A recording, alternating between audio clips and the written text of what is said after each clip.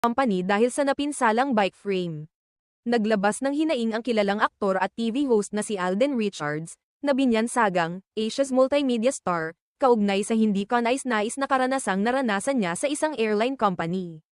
Sa pamamagitan ng isang post sa kanyang opisyal na Facebook page nitong Lunes ika-23 ng Hunyo. Ibinahagi ni Alden ang insidente kung saan nasira ang kanyang mamahaling bisikleta habang siya ay bumibiyahe pabalik sa Pilipinas. Makikita sa larawang kanyang in-upload ang sira at tila nabaling bahagi ng bike frame, na aniya ay bunga ng hindi maingat na paghawak sa kanyang kagamitan ng airline personnel.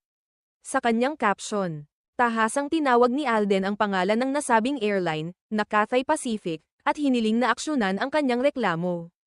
Aniya, "Shoutout ta, Cathay Pacific, for fracturing my bike frame and unloading my bike box and bike rack on my home to the Philippines." Sinundan pa niya ito ng direktang panawagan.